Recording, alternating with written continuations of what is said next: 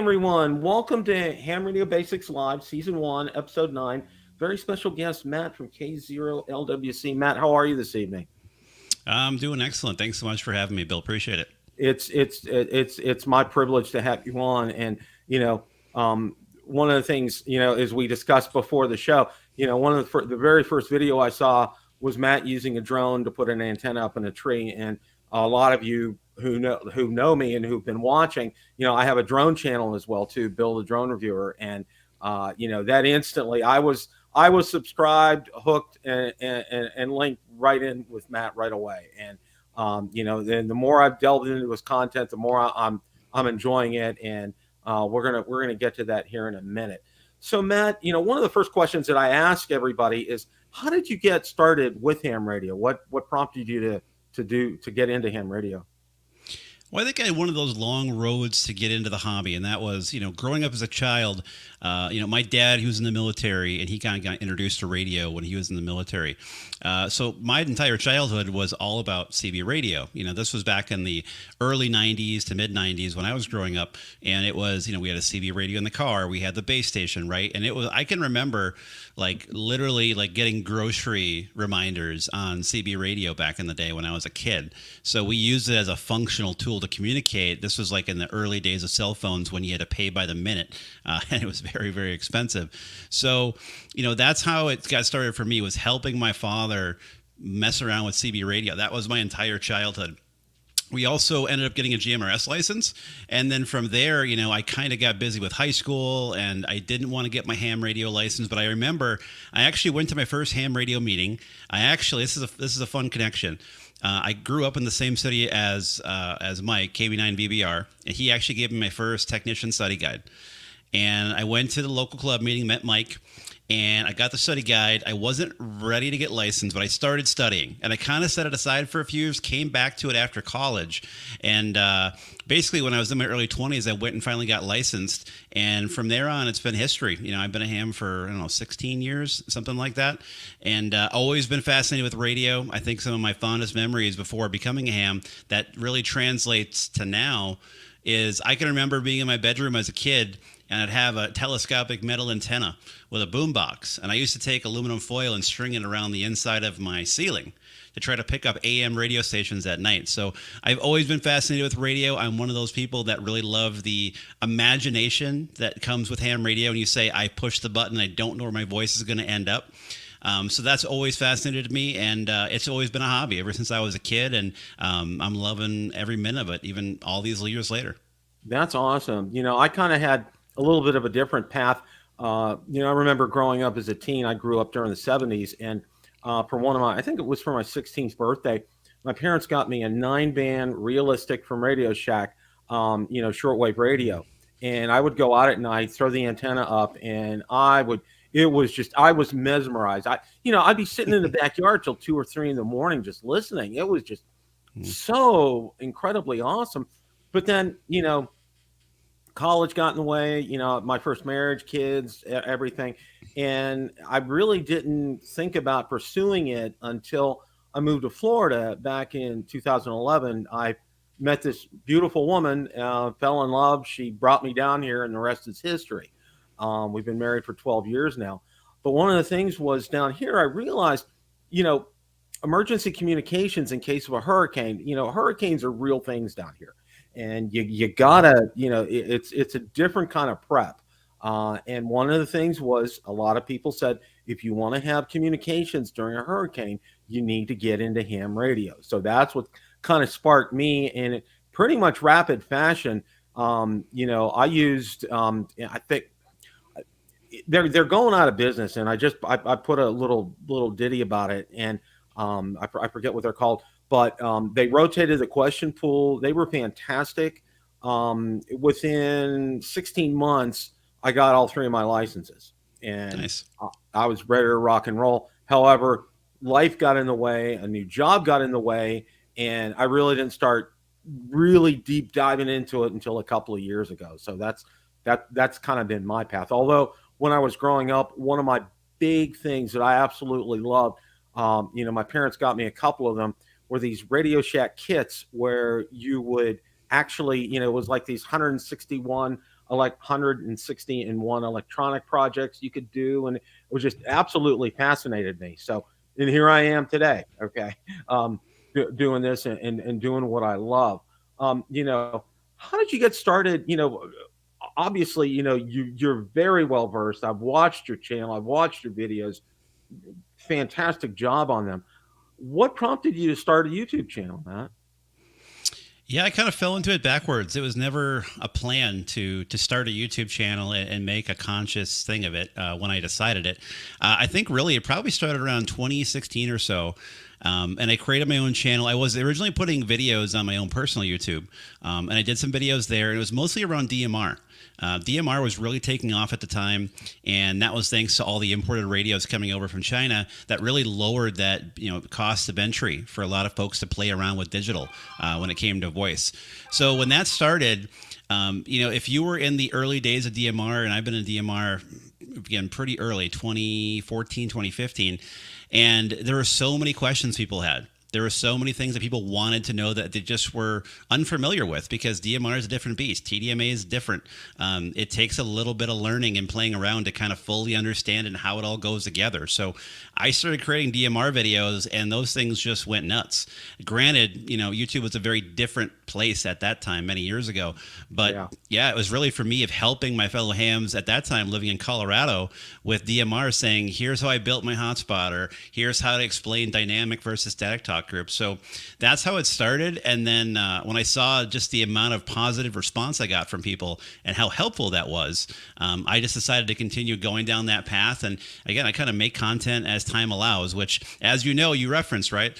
I have a 3-year-old. I have a wife who keeps me pretty busy. So time is very short, not to mention a full-time job and you name it. So I'm running around doing stuff, but when I can, I really try to just, if I'm playing around with something or working on a project, I just try to carve out time to make some content about it. Yeah, and that's exactly like it is for me.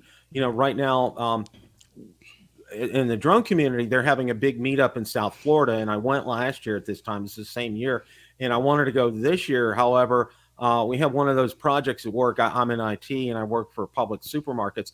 It's one that's an all hands on deck. I've been putting in 50 plus hours a week, 10, 12-hour days. And finally, there's light at the end of the tunnel because it'll be over in a couple of weeks. But I couldn't go to that. And the only content I've been doing lately has been my live streams that I do a Tuesday live stream on for drones, and I do, of course, Wednesday nights here at 7. And that's a great path. And one of the things that prompted me on my drone channel to start a drone channel was, it was a lot like you. I mean, I kind of fell into it naturally. I saw a lot of other content creators out there that were really good. But one of the things that really got to me was, and I read this early on, especially as far as YouTube was concerned, you start going over 20, 25, 30, 35, 40 minutes in a video, you're going to lose a lot of your audience. Okay.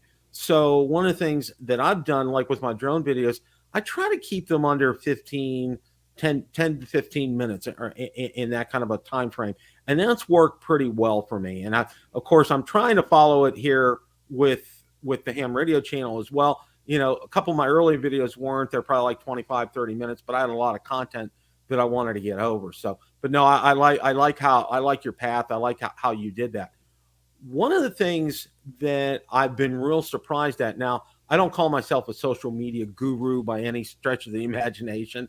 Of course, I'm on Facebook, I'm on Twitter, Instagram, all that kind of good stuff.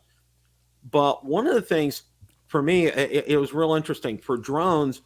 I really got a lot of visibility on Facebook and Facebook groups, and I'm an admin on probably at least 15 to 20 groups that I've created for drones. One of the things for ham radio, though, where it's really taken off for me, has been Twitter. I've really found there's been just such a great community on Twitter, which really surprised me because it's not that way. I mean, there are guys in the drone community that are on Twitter, but it's not as active. And one of the things I've seen, and I've gotten connected with some other guys who I haven't met before, and I've seen some of their videos, and I'm like, wow, they're great. Just some great people. I met Anthony from Michigan. I had him on a couple of weeks ago. Met the gentleman, and I forget his name, from Coastal Waves and Wires. He's great. Frank, who does Tank Radio. Just picking up and meeting all these guys has just been, fantastic, and it's been great, and it's a really good community. What are your thoughts? Have you been to like HamCation and HamVention, and are you planning on going to HamVention this year? Yeah, I was actually in Florida for HamCation this year. I Okay. was down there about a week leading up to, just spending time with my family. We were just, getting out of the winter, getting out of the snow. So we spent some time over in Clearwater Beach. We went over to Jupiter on the other side of the state. Otherwise, we're, hanging around Orlando. So I was there for the first day of that. In HamVention, I haven't been to yet. It's still on my bucket list. This could be the year. It's possible. I've certainly been going to a lot of our local hamfests here in Minnesota. I may end up in Iowa at a hamfest coming up here. So I definitely have some travels coming. It's just a matter of that work schedule again. If I can make it to HamVention, I would love to make it because, I've been a ham for so long. And when I moved out to Colorado for a decade, I always told myself, I really should have just went to HamVention because when I lived in the Midwest, it was a heck of a lot of an easier thing to get to than living out west. And so now that I'm back, I keep telling myself I got to go. Then COVID happened and all that stuff. So I think this year could be the year. It's not rock solid yet, but let's call it tentative. But I am excited because I've talked to so many people that say it's a fantastic thing to go to, and you learn so much. You get to meet so many people. And what I love about it compared to local hamfests is there's such the educational component to the larger hamfest, like a HamCation or a HamVention, where there's so many educational sessions where you can leave with more knowledge than when you came. And I think that's so fantastic because I can only look at so many used radios on swap tables before I want to actually learn something. Oh, I agree. And what kind of gets me is I saw Mike K0LWC. He went to a local one in the Houston area, and he's walking down the tables, and it looks like table after table has the same thing. Mm-hmm. And I'm looking at the same thing in his video. It's pretty much the case at a lot of them. Every once in a while, you'll find some gems that are, diamonds in the rough, as I call them, sitting on these tables. I'm planning on going to HamVention this year. What's real interesting for me is Dayton, Ohio is about less than an hour outside of Columbus, and my two sons live in Columbus, and my daughter lives about 45 minutes north of Columbus, and we have two grandchildren, one who we haven't met yet. So we're going to kind of combine, going out to HamVention along with a family visit too. So that's gonna be great, and I'm looking forward to it. And where they hold HamVention at is in Xenia, Ohio, and that's right next to where my two older children went to college. They went to college at Cedarville University, which is like a stone's throw away. So I'm real familiar with the area. I know it real well. One of the things that I found out, because I haven't been to HamVention either. I've been to HamCation, but one of the things one of the guys had told me, and I forget who it was, I think Anthony, he was telling me, he said, you better have your walking shoes on because, Orlando's like a couple of buildings.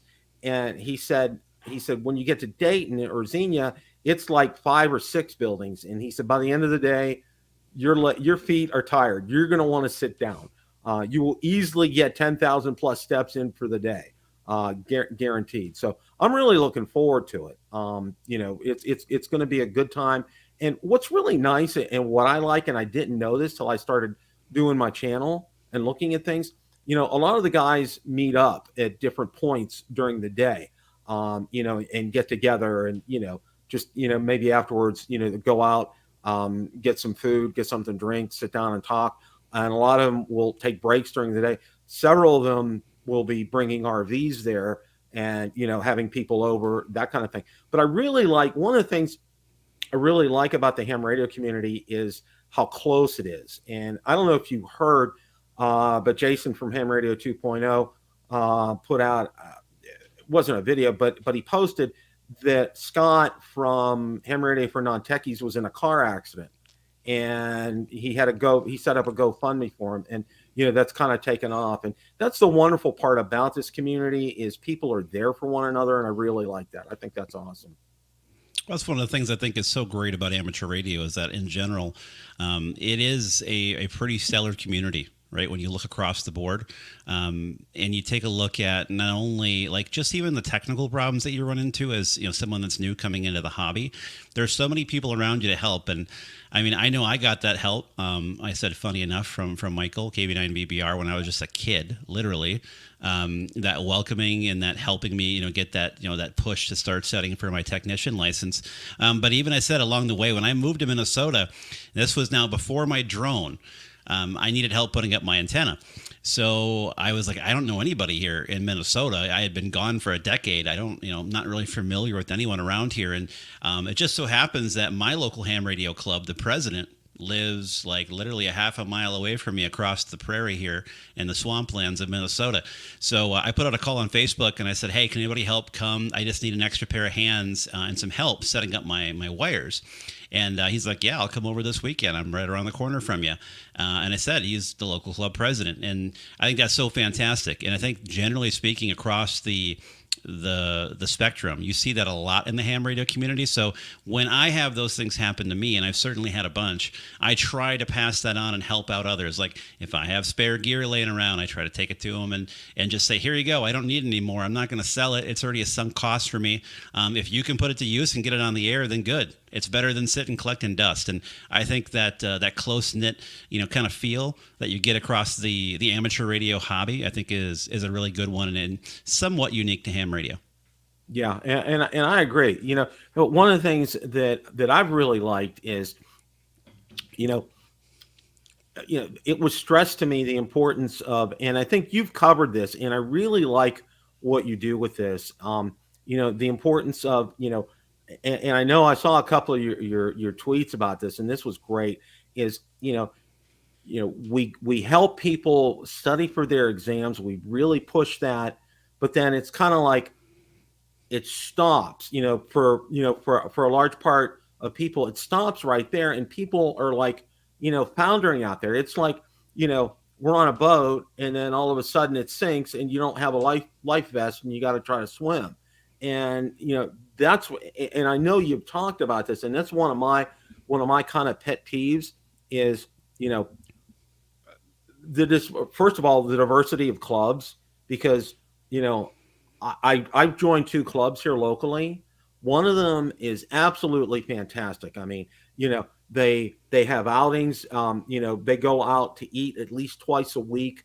They include family with these outings. I mean, it's just fantastic. Their meetings, they try to keep their meetings pretty succinct, and they try to allow for social time during the meetings too, because, it's just not all about Robert's Rules of Order. Okay. They get the business taken care of, and then, have a social time, which I think is fantastic. Then conversely, there's another one by where I live where, me being 65 years old, I would definitely be the youngest person there. And, for example, their website, it would have been very appropriate back in 1995. Okay. Out of date, out of time, they're just in maintenance mode. And it's nice to be associated with one that's not in maintenance mode. I know you've devoted some time to this. What are your thoughts about all that? Yeah, I think that, right now, amateur radio clubs in general, just from what I've seen in the different parts of the country that I've lived in, has that kind of existential crisis of, figuring out how they're going to move forward, how they're going to continue to remain viable in the future. Because a lot of clubs, your median age is way up there. You have hams that have been hams their entire life. They're still active in these clubs, and they're in their 70s, 80s, 90s in some cases. And that's fine. It's just that then you get this generational skill set mismatch, right? Where if your club is all, I said, mostly older, again, thinking 80s and 90s, you're probably not going to find a web developer in that demographic. So then how do you communicate with today's technology? And that's where getting that younger infusion of talent into clubs is so important. And I said, I, for one, believe that local clubs are still very important, because that's where the rubber meets the road. That's where someone's going to come help you install an antenna, come help you troubleshoot a problem. Yes, you can learn a ton of stuff online from the content that's out there, but there's still something really nice about that tight-knit communal aspect to a local club. And it just becomes about how are they presenting themselves, how are they thinking through how they communicate and attract new members. And I think you're going to probably find that clubs are going to shrink down and maybe collapse and start merging into one another. And the clubs that can kind of figure it out and turn that corner are going to remain viable for the next few decades, and the ones that are kind of like, we don't need to, or they just can't figure it out because they can't communicate or get the right members in to help them turn that corner, they may be the ones that may be in danger of not being around maybe in the next 10 years or so. So it's really tough for clubs right now. I know that we've devoted a lot of time to that here in Minnesota. So much of my time doesn't go out to creating content for my own purposes. It goes to helping my local area, which is MinnesotaHamRadio.com. And that site really is about adjusting to that gap that you described, Bill, which is we saw that in so many clubs across the state where websites are out of date. Repeaters are listed, but they're not even active anymore. There's events going on, but everyone always says, I had no idea this event was even happening. I had no idea. So myself and some other folks that work in tech, we all came together and said, let's try to solve this problem with a modern website, easy to understand content that's written for a beginner that has no radio knowledge, that is very introductory. And it's really focused on engagement after the fact. We do have stuff about testing, right? Like, here's how you get your exam taken. Here's some study resources. That's important. But then it's, where do you go from there, like you said? Because I don't think ham radio has a licensing problem. I think it has an engagement once licensed problem, which I think is what the tweet said. And I agree with that. I think it's once you get your license and you have, your HT radio, it's well, now what do? I can't hit a repeater. Is this all this hobby is? And then eventually the radio goes in the drawer, and then the license, it falls out, after 10 years, and that's that. So I think that's where it is. I think we got plenty of people that are interested in different facets that can pull them in, but it's how do you keep them interested? How do you give them the horizons of everything that they can do inside the hobby?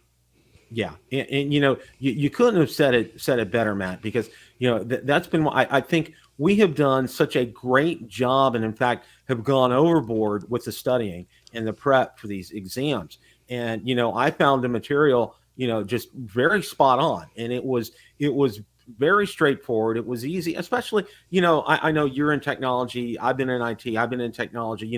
A lot of terminology is familiar, and it's easy to grasp, and it's easy to understand. And even for non-technical people, a lot of them have been able to do that because of the way the material has been presented. But like you said, where we have, we've gotten an A+ as far as that's concerned, but in a lot of cases we get an F for afterwards. And I'll never forget. I had a gentleman, I won't call him an Elmer, but he's been in the community for a long time. And you know what he said after you're done with, after you graduate, after you've gotten your licenses, and even your, especially you get your amateur extra and you're ready to rock and roll and get a radio. And you know what he said?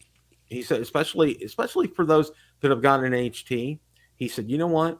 Get yourself a good HF radio, like a 7300. All right. Get it hooked up and do yourself a favor. Hook the mic up, but leave it on the desk, and do yourself a favor. Listen. And you know what? That was some of the most stellar piece of advice that I have had. Because like you said, a lot of times people will get frustrated on an HT. A lot of times that's due, more than likely, not only the area that they live in, they probably have a stubby antenna, and they're not going to get squat as far as reception is concerned. And that's why, that's one of the things that he pointed out. He says HTs are great, but you got to be in a great area to get some reception, and it can get very frustrating in a hurry. That's why he said, get something like a 7300, and listen, and do yourself a favor. He said, don't even key the mic up for at least a month. Just go out there and listen, because you'll pick up so much. I mean, granted, you can do it on YouTube, but conversely, going out there and he pointed out a number of things. He said, you can go out there, you can take a look and see where these signals are, see if 10 meters is hopping today, or are we gonna go to another band today, how propagation is during the day versus night. All these things you can learn, and you don't even have to pick up the mic, which I think was fantastic. I thought that was some of the best advice that I've ever been given. Yeah, I think it's fantastic advice, because I think that's a skill that a lot of us in society have lost, and that is the ability just to listen with both ears fully, because you'll learn a lot when you listen. And that's where, when you look at in the Elmering that happens in the amateur radio community, whether it's a club, whether it's online, but particularly in clubs, you have older folks that are in there that have been hams, in my case, in the clubs that I've been to, that have been hams longer than I've been alive. So they have a lot of experience, and a lot of them have a real technical background. We have a lot of folks here that I talk to all the time that used to work with Heathkit or technicians and repair techs for them, that just have an amazing amount of knowledge. And I think sometimes younger hams come into the hobby, and there seems to be this age split of like, there's the older hams and then there's like the newfangled hams. And I don't think that's unique to ham radio. I think it's just that generational tug between younger generations and older. But I have no problem and love talking to people that are in the club, in the corner, that are, of an older demographic that have just an amazing amount of experience, because you can learn so much from those members in your clubs. And they just, again, the amount of life experience or radio experience they have is just tremendous. So using both ears and listening, and taking in what they're saying, and putting it into your brain, compartmentalizing it, analyzing it, doesn't mean you have to follow it to a T, but take it under serious consideration. Those Elmers, those older hams, have just a wealth of knowledge. Well, yeah, and what's really interesting is, I try to avoid hot topics with whenever I'm talking with people about ham radio, because I've heard a lot of older people, FTA, that's for the birds, that's not really radio, and then I hear, and you're not really a ham radio unless you know CW and can type so many words per minute, and you hear all this, and then one of the other lightning rod topics is, well, you got to drive that brass spike 8 feet into the ground before you have a proper ground, and you got to set it up right. It's like, oh my gosh, it's just like there's so many people that are so. And I said, you know what, and because I've heard things mentioned at clubs and things, and I'm like, guys, if you have new hams there, you're really going to give them a bad taste in their mouth for stuff like this. Stay off the hot topics, okay? Keep to something simple and basic, and should I put up a dipole? Would a vertical work in this situation instead? How about an inverted V for antennas? And by the way, for me, my weak at the knees thing is antennas. I open my drawer up down here. I'm embarrassed. Okay, how many antennas I have? It's just like it's like an addiction. My wife says it's like an addiction with you, and I said, but you know what? I said that's one of the great things, and I think you probably know Steve from Temporarily Offline. He said when I had him on, he said ham radio is the hobby of 1,000 hobbies, and I absolutely love that statement. I mean, it really resonates with me, because it's like you can do so much with it, and there's so much content to explore in so many different ways. What works for me might not work for you, but because of the topography, the situation, all that kind of good stuff. But it's all fun. It's all going out there and having a blast. And that's one of the things that I really do. I really enjoy this hobby as well. I'm sure you probably do as well, Matt. Oh, absolutely. I mean, there's so many things to do. Like, you could take any one part of this hobby and do it for the rest of your life and probably still just become pretty proficient at it. But it could take you decades. And that's just one little tiny slice of, the ham radio hobby. Just make it, I don't know, low Earth orbit satellites, for example. You could do that, and there's so much to play with, learn, experiment with. And again, you could do that for your entirety of your life and still not master it, or feel like you're 100%, you want to call it a master level expert at doing it. And that's just, again, one out of hundreds of other things you can take the rabbit holes down. And that is it's so much fun. It's like, it's a license to learn. That's what a ham radio license is. It's like, you take the test and you're just now embarking on your journey to continue learning more and more about whatever facet of radio you want to go down. And that's the other cool thing. Like you said, there's so many different pieces, whether it's satellites or HF or digital on HF, digital voice. The list goes on and on and on. Direction finding. I mean, I could just ramble off a million things, but that's what's so great about it, is there's so many things that you could take it in terms of a direction. And that's what makes it so awesome for new folks coming in, is there's so many different areas to hook people into it. And I think one of the things that we focus on here in Minnesota, talk about all the time, is a lot of the younger generation don't understand that what they're using is radio. which is what ham radio is about. So we're starting to do, transmitter hunting, fox hunting, but we're using Wi-Fi routers and cell phones that any kid has, so they can make the connection mentally that, like, it's not just magic. Your Wi-Fi in your house or your cell phone signal, that is radio. And if you're fascinated by that, there is an entire hobby where you can explore and learn and experiment. You just got to take that first step and getting your license. Yeah, and that's so important. Because it's such a wonderful thing to be able to do this. And I got to say, conversely speaking, with drones, okay, you don't have it's that's not the hobby of a thousand hobbies, okay, because we're facing some challenging times because remote ID is going to be upon us in the fall, meaning, your drone's going to be visible to law enforcement and who knows who else, and restricted in areas to fly and all this. And it's just really, getting to the point that, it's not really, it will be a burden to fly for a while. And I think people are going to have to kind of work through that versus ham radio. And that's the wonderful thing. And I tell people this, I said, I wish the FAA was run like the FCC, because I see a lot of, the FAA is like, they put pieces and parts together and they make things work. And I see a lot more cohesiveness. Not granted, it's not perfect with the FCC, but I see things going a lot better with the FCC than with the FAA. And that's one of my frustrations. Matt, as far as equipment is concerned, I know you got a good selection of stuff. What's one piece of equipment that you don't have that you would like to get? I'd probably turn that into a piece of equipment that I wish I still had. Because I think that as you get through in the hobby, you're going to end up having those radios that you decided to sell or maybe give away to somebody that years later you're like, I really wish I still had that. That is just like that one radio that got away. And for me, I'll start there. It's the ICOM 706 Mark II G. That was my first ever radio. Of course, it's the ICOM version of a Shack in the Box, right? Where it's everything all in one, HF6, VHF, UHF, and it did everything pretty well.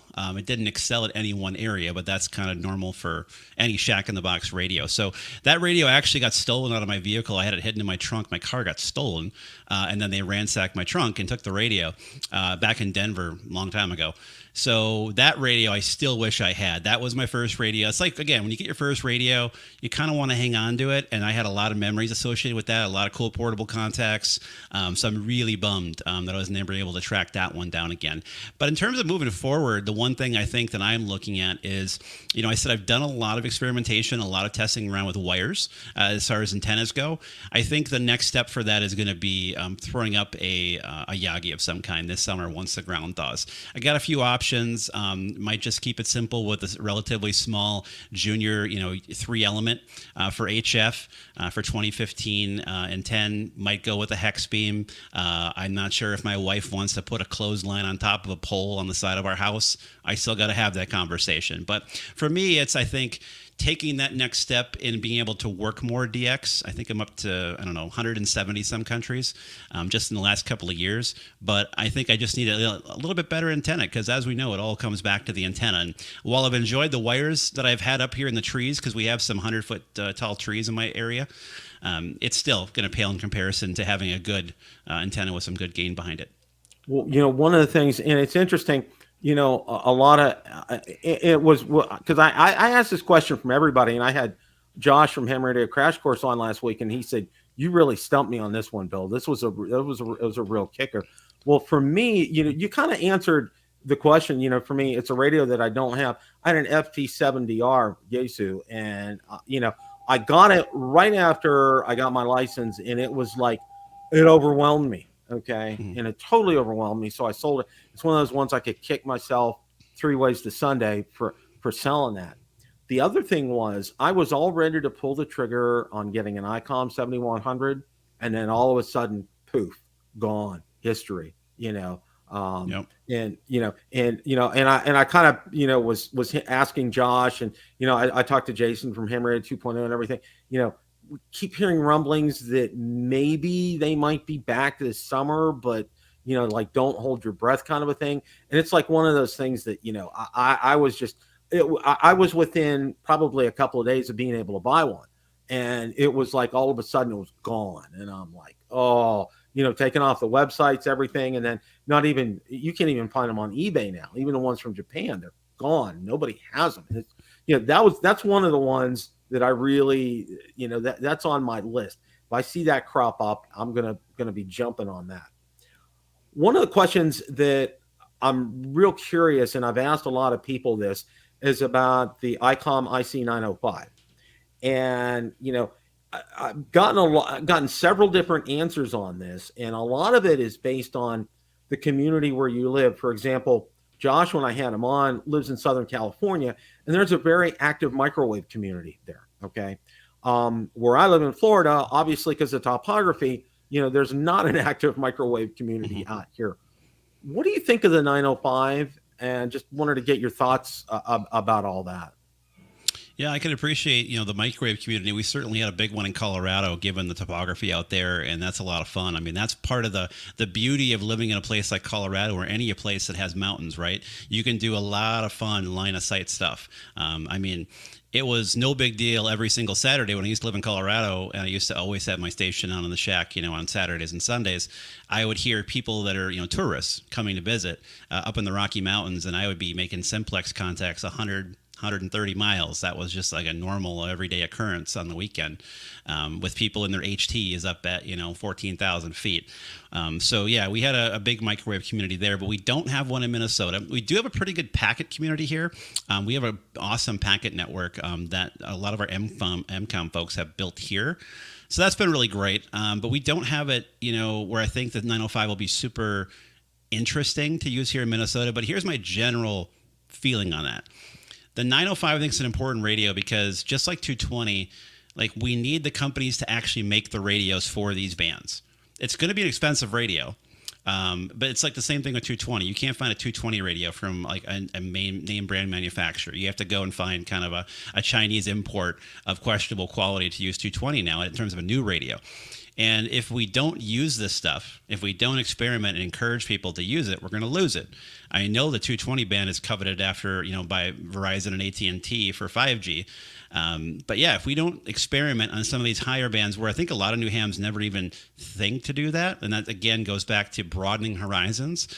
If we don't experiment and play around, then we're going to be at the potential to lose those things. And that would be a shame because there's a lot of things that I would like to play with that I still don't have gear for because I can't get the gear or I don't want to go buy it used, where the 905 may solve that problem for a lot of people.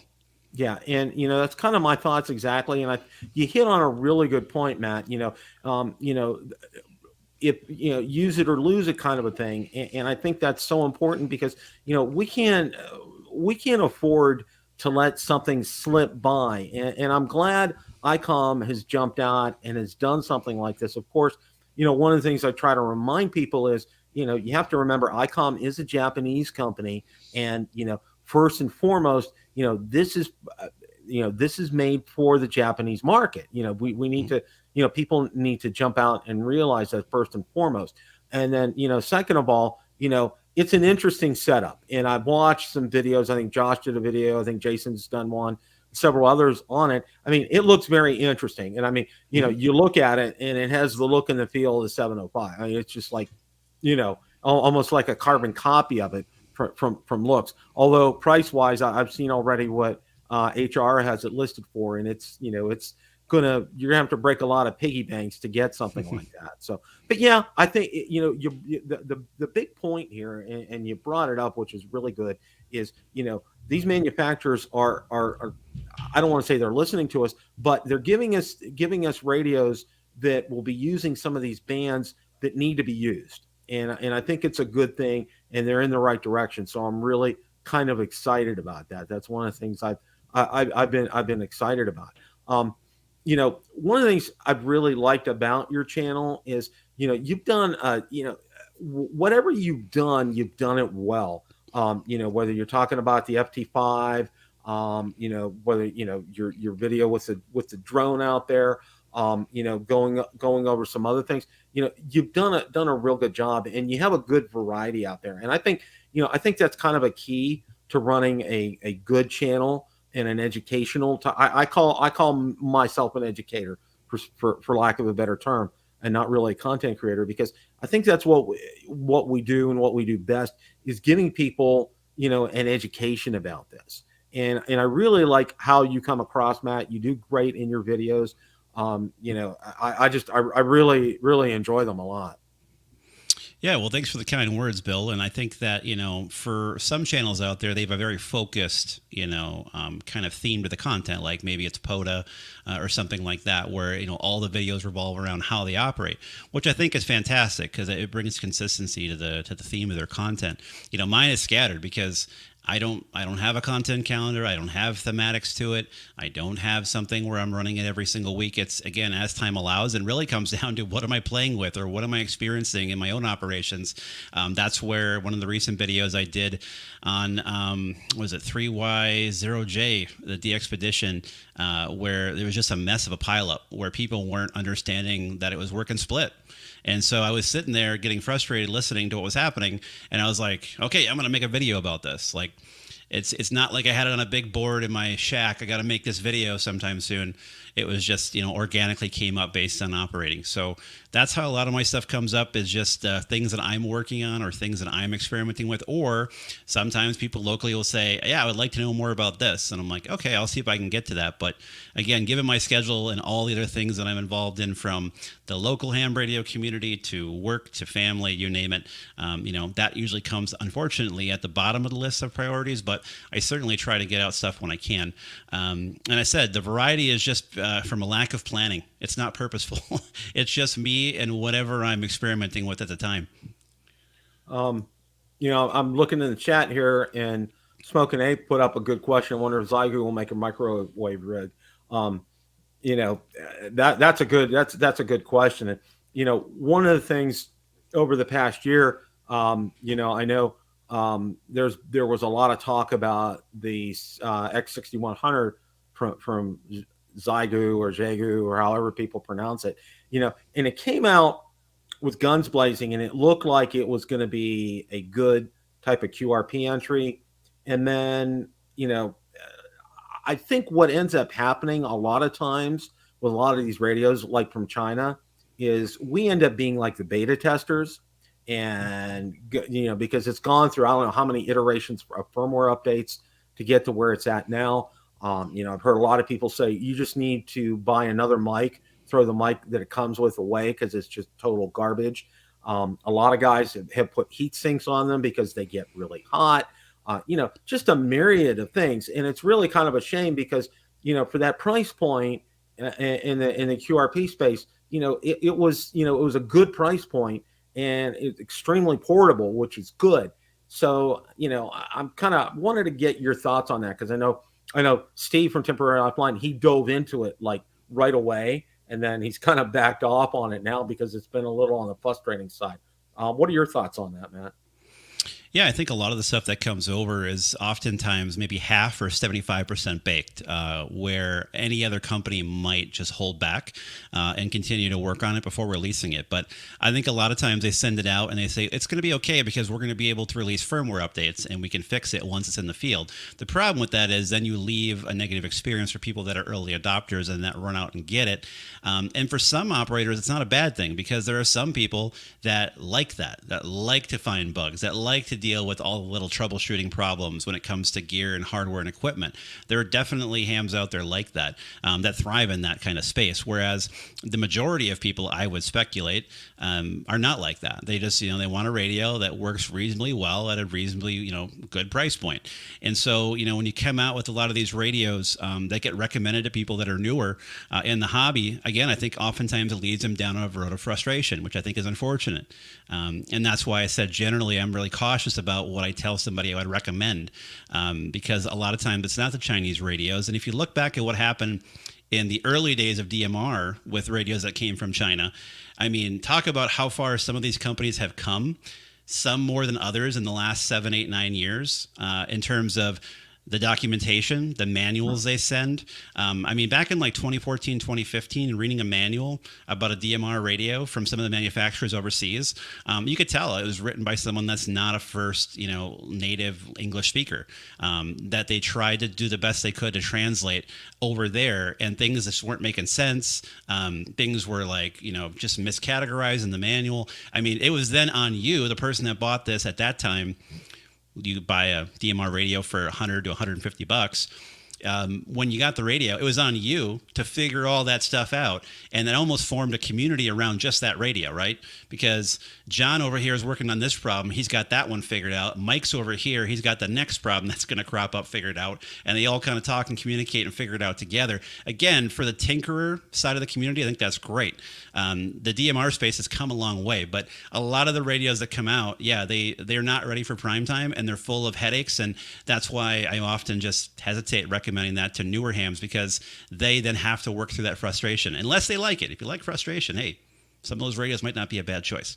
And then, conversely, as far as QRP rigs are concerned, you look at the 705, and it's just like, to me, I don't want to call it the gold standard of QRP rigs, but it's pretty close. It does a lot of things. It does them well. And a lot of, when it first came out, oh, it doesn't have a tuner, and, it was the first thing you heard from everybody. They were going nuts over that. But it does so many things well. It's so versatile. I know I had Josh on from Ham Radio 2.0, and when he was at HamCation here, he bought a Go box that was set up for the 705. I asked him, I said, so what did you get? When you went there, and he said he got a Go box, and he was real excited, and he talked to the gentleman about it, and he gave me his information, because I got pretty excited about that as well too, because I like the whole concept. I don't have a Go box, but if I did, I would do it for a 705, because it's just nice to be able to do that. Although, one of the things you want to do and be careful is to protect the front of that radio. What are your thoughts on the 705? I just think it's pretty much, I don't want to say bulletproof, but it's a pretty darn good radio. Yeah, I mean, Icom does a great job. I mean, that's always been my bias in HF radios, because, again, that was my first HF radio with that 706. I think what I've liked from Icom, that I think they were at least one of the first major ones to do, which is to take a radio and basically work off of taking the 705, the 7300, and now the 905, and they're generally laid out the same. Right? There's no major differences from radio to radio, even though they are all separate radios. So the experience, the user interface is all relatively the same, which I think is a really great thing that ICOM has done. And I see that Yaesu's starting to go that direction with some of their new stuff they're coming out with. That way, it's not each radio its own independent, unique experience that you have to learn how to use that radio. Like if I know how to use a 7300, I can probably use a 7610. I can probably use a 705 relatively easily, because I have experience with that 7300. So that consistency, I think, is fantastic. And yeah, like I think for myself, I want to get a 705, especially now as we get into the warm weather season up north here. There's a lot of locals that want to go out and do some more POTA activations, do some lighthouse activations. And with that, like I can't as easily pull out my 7300 out of the shack anymore, given how it's wired in. I have some experimental hacked hardware that I'm testing in my 7300 right now that lets you display your 7300 waterfall and scope on the computer. So I have this kind of semi-fragile, not really, but I don't want to jar it around too much, board and connections inside my radio. So I really need to look at something like the 705. But I think the biggest thing that I love about that radio is what ICOM has done across their lineup and bringing that consistency. But everything I've heard about that radio has been nothing but positive reviews. Yeah, that's been the same for me. And when there's enough coins in the piggy bank, that's going to be on my list, along with the FT5. That's on my list as well. I just got a Yaesu FT891, which I waited like 6 weeks to get that from DX Engineering. It was like, it's on, it's one of those ones right now you can't go out and find it. It's like it's weeks from being able to get that. And, I'm just getting into that. And I think that's a great radio, and I'm really excited for diving into it. And I know I learned a lot from Michael Martins. He's done a great job with that radio. And I know several guys have done the mod where they've added the power poles to it, which looks exciting. So, I'm looking forward to getting into that more. And again, like you, my whole thing is, finding time to do this. It's like weekends, Saturday and Sunday, I try to get 5 days worth of things done in like 2 days, get running errands, grocery shopping, paying bills, getting chores done around the house, that kind of thing. And then there's time to, quote unquote, for your hobbies and stuff. So, I'm trying to do more, of the, stuff during the week as I can. But, that just, trying to get that done, it doesn't always line up, because there's a lot of evenings after work. And I know you probably feel the same way. You just want to crash. I mean, that's just kind of the way it is. And my hat's off to you, because you're the father of a 3-year-old, and our granddaughter is 3.5, going to be 4 coming up soon. And trust me, I know exactly where you're at right now in life. Yeah. That's one of those things that I say. I say blessings on people that have 3 and 4-year-olds, because my granddaughter's 1, and she's 100% energy, 100% wonderful, but 100% energy. And I looked at my daughter and I said, "You weren't like that when you were young." I said, "What?" Yeah, I'm not sure I don't know where my son got his energy from, but it was not from me, because I was told I was not that way. But yeah, I mean, it's hard, when you have a young kid, not to mention all the other things I got going on. Like he takes a ton of my time, and worthily so, right? Because he's my number one priority. So whether it's going to, karate class, hockey class, taking him back and forth to school, whatever it is, like, that's my priority. And sometimes, like I said, we spend time, we play around the basement, play toys, and, I don't have time to make a video. I don't have time to get on the radio. And sometimes in between all that busyness of work and family and all the ham radio commitments outside of just creating content, I just want to get on the radio and have fun. I don't want to make content about it. I just want to get on and enjoy radio.